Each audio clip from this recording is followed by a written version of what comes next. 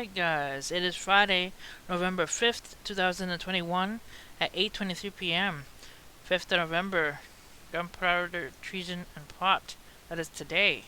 Alright, let's take a look here at dailyverses.net verse of the day. We got all this also comes from the Lord Almighty, whose plan is wonderful, whose wisdom is magnificent. Isaiah 28:29.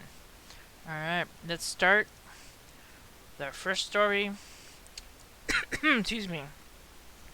Unvaccinated troops now threatened with losing all their veteran benefits. We detailed Thursday that many thousands of active duty Air Force personnel have still remained unvaccinated after the Tuesday deadline has come and gone for the Air Force mandate to receive both COVID jabs, which is the earliest set deadline among U.S. military branches. Already, some branches, like the Navy and the Marines, have clarified that members who refuse the mandate will be relieved of duty and separated from service. After Tuesday's deadline, at least 8,500 active duty members in Air Force and Space Force in non-compliance and now risk being kicked out. However, there is no indication as of yet that commanders have booted anyone at this early point. But the now Department of Defense is taking this threat and punitive action a bit step further, saying unvaccinated service members could see their veteran benefits taken away. This could be based on personnel receiving other than an honorable discharge, which reportedly be determined by a base's local command. So that is pretty sad to hear that they could be taking their veteran benefits away. Alright, next.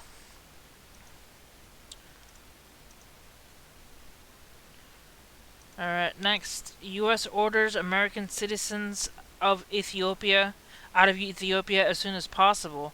The U.S. State Department is now urging all Americans in Ethiopia to leave the war-torn country as soon as possible, and after the U.S. Embassy of Addis Ababa previously posted a do not travel advisory to its official website and began making preparations for its own to evacuate non-essential staff. At the start of this week, the Ethiopian government went as far as to tell residents, the capital city of more than 5 million people, to start arming themselves as rebel Tigrayan fighters began to march southward from the northern enclave, which plans to overthrow the government under Prime Minister Abiy Ahmed. So they're telling Americans in Ethiopia to leave as these guys are coming in to attack the country. I'll leave a link to that article so you guys can check it out. Alright, next. Navy fires commander of nuclear sub that hit underwater mountain in South China Sea.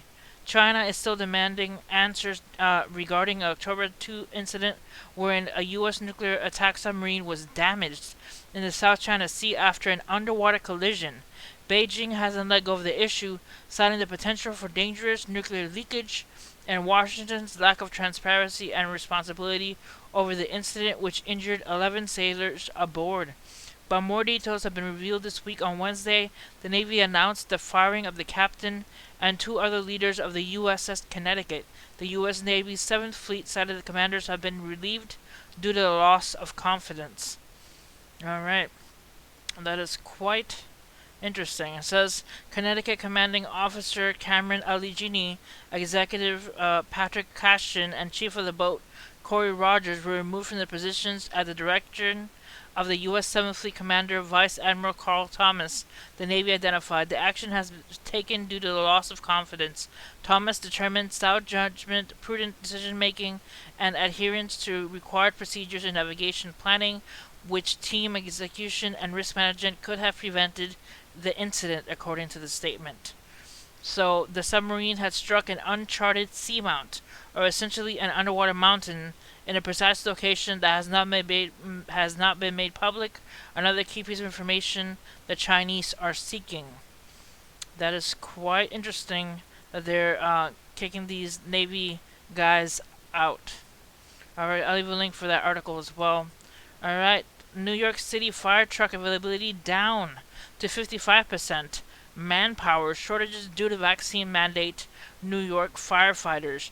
2 New York City firefighters gave the Epoch Times an update of the present situation of the FDNY under the condition of anonymity for fear of retaliation. It says the most alarming was an internal document indicating that on November 3rd there were only 55% of fire trucks available. The normal number, according to him, would be about 90%. So New York, heads up, you got possibility of more fires possibly not being handled by fire trucks. It says there's an engine shortage, or short for engine represents the fire trucks have a water hose. Short for ladder represents the trucks that have a ladder. My engine was about 25 guys, and out of that, half of the guys went home, said the firefighter, who now has less than 30 days before termination. So, a shortage of firefighters and fire trucks in New York City. I'll leave the link so you guys can check that out as well. Alright, next. Watch U.S. bound migrant caravan overwhelms Mexico's National Guard. Stunning videos of the migrant caravan in Mexico's southern state of Chiapas surfaced on social media Thursday, showing a violent clash between migrants and National Guard members. Videos show migrants clashing with guardsmen, throwing rocks and hitting them with sticks. Guardsmen were sent to Chiapas days ago to prevent the caravan from moving north to Mexico City. I'll leave the link so you guys can check out this video. I'm not gonna play it, but apparently the caravan met at 6:30 a.m. and it basically collapsed with the guards, and the migrants were throwing rocks at the people there. Alright. Next, we have a new Ebola outbreak in North Kivu, the Republic of Congo. It says DR, the Republic of Congo, 11 cases are and already 6 dead, 5 months after the previous outbreak in the same region. So, new Ebola outbreak. It says 11 new cases of Ebola virus have so far been confirmed by health officials in the northeastern province of North Kivu of the Democratic Republic of Congo. It is more than 5 months after the end of the previous Ebola outbreak in the same province. 11 confirmed cases, 6 deaths, 604 contacts identified, and 511 contacts monitored. Alright, so I'll leave a link for this so you guys can check out the story about Ebola in the Republic of Congo spreading. Alright. Next, big November chill ahead with more than 100 million Americans facing below freezing temperatures. First lake effect snow in the Great Lakes, high tides and coastal flooding for South Carolina, Georgia, and Florida. The calendar says fall, but it's already winter. You want to grab your jackets, hats, and gloves because it's getting cold across the central and eastern United States throughout the weekend. A large ridge of high pressure is pulling in Canadian air. That's plummeting temperatures easily 10 to 15 degrees below average for the first time this year, all the way down to the south. A low temperature dipped in the 20s and 30s Thursday morning. Freezing warnings were in effect for more than 32 million people early Thursday. Additionally, frost advisories were up for more than 30 million people.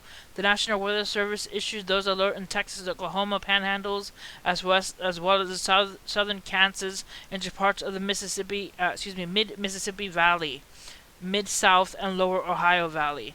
It is a cold start to your Thursday morning. There are several states with frost advisories and freeze warnings in effect, the chief meteorologist said, showing the West Coast and more weather updates to start your day.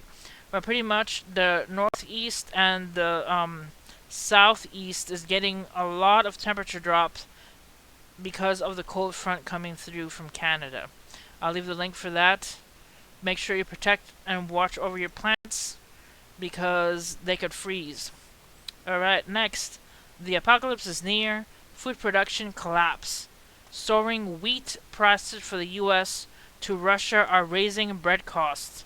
So, the shortage of wheat prices. The wheat prices are surging from the U.S. to Russia, hitting a record in Europe and raising bread costs all over the world, and there may not be much relief soon. The crop, grown more than land than any other, was hit by droughts, frost, heavy rain this year in key exports. It says exporters that curbed supplies using everything from pizza crust and French baguettes to Asian noodles and African couscous, pushing benchmark prices in Chicago to almost a 9-year high. So wheat prices are completely out of control in December.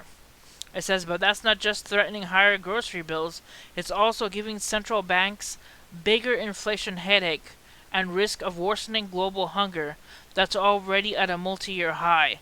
The worry is that big crops looming in Argentina and Australia won't fully ease the tight supply. The fields elsewhere are only just being planted. So wheat prices are going to be spiking. It says, and speaking of food prices, the last time the index was this high was in 2011, which saw food prices inspire protest riots as part of the Arab Spring. All right. It says we could see further upside, said Carlos Mera, head of the Agriculture Commodities Market Research and Rabobank in London. The higher the price goes, the more fear there is in the market and the more panic buying. So, guys, I'll leave a link to this article so you guys can check out the rising prices of wheat. All right. And finally, the watchers. We have heavy lake effect snow that hit areas around the Great Lakes. The beginning of what could be a blockbuster lake effect snow season. It says huge lake effect snow hit areas around the Great Lake on November 2nd and 3rd, dropping nearly 1 foot in parts of the region. A weather station in northern Michigan's Gaylord registered at 11.7 inches of snow in 24 hours on November 2nd. Alright, also impressive hail accumulation in parts of Bolivia, and hailstorm damaged crops, cars, and homes expected to exceed $100 million in Australia. That happened on November 2nd. It says damage to crops, cars, and homes produced by severe thunderstorms in South Australia, Victoria, and Tasmania on October have been still counted but estimated to exceed $100 million. The widespread destruction to farming communities as well. Alright, guys, I'll leave a link to this page so you guys can check out these stories. And see you guys next time. God bless. Hit like and subscribe for more news. See you guys next time.